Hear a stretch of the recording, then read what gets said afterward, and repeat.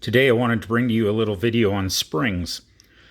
These old pocket pistols, a lot of the time they'll have issues with springs, and a lot of you have reached out to me. I've had to fix many springs in the pistols I've had. I've had springs break while I've had them. I've had pistols come that weren't working right, and I've had to fabricate springs for them. This isn't going to be a video on the main spring that runs the hammer, but more about small springs like the trigger return spring or the spring for the indexing pawl on the cylinder. But this is quite a common problem, and like I say, lots of you have reached out to me with questions and comments on springs. So I figured it's about time I do a little video on them. This video is not going to have a lot of in-depth, start to finish type content. It's more just an idea how I usually like to take care of them. And in this case, it's the Humble hair clip, also known as a bobby pin. These hair clips, easy to come by, find them in like almost every store. They're cheap. I don't even know what they are. I always steal them from the wife or the kids. But these make excellent springs, small springs anyway.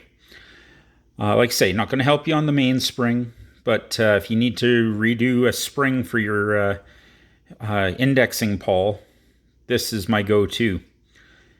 I'm going to have a few other little videos and pictures cut on to the end of this video, stuff that I've shot in the past. I've rooted around to see what I could come up with that might have shown, where I've used these. And yeah, we'll stitch it all together and hopefully give you guys some ideas to fix your own. Because it's really not hard. It's just a case of taking your steel and shaping it and trying to get it to, do what the original spring needed to do that may not even be there.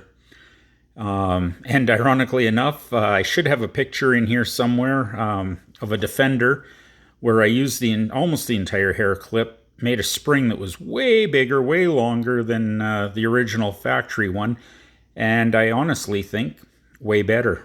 I think my spring was a big improvement over the factory spring. Anyway, we'll see how this goes, and I'll start stitching stuff in. This is a Smoot hammer, and this is the indexing pawl to operate the cylinder. When you're replacing springs or manufacturing springs, this is one spot in the past that I used a hair clip. So on this pawl, there's a shaft in here that goes through the hammer in the direction of the screwdriver, and it has a flat spot on it.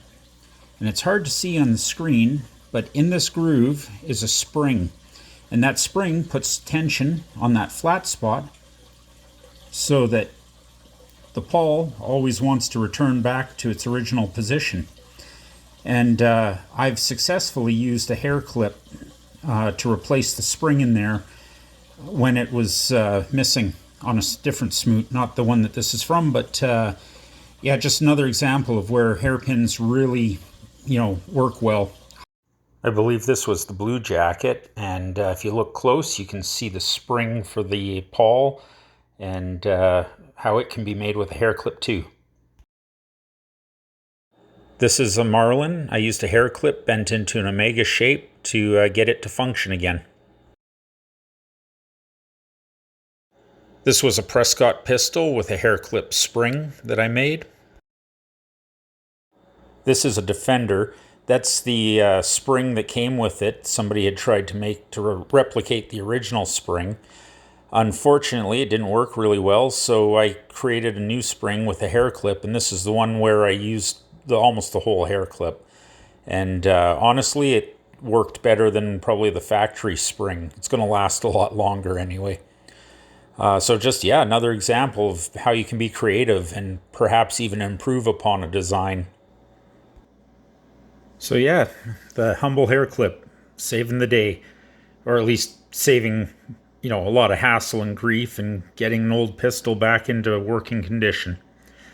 Anyway, I really hope this gives you guys some ideas and helps you out, and makes you think about things you can do to get yours working again. And yeah, hope you enjoyed it. If you did, please like and subscribe, share me, do whatever. The more people I have here, the better it is. So I'd like to keep making these, and yeah, thanks for watching.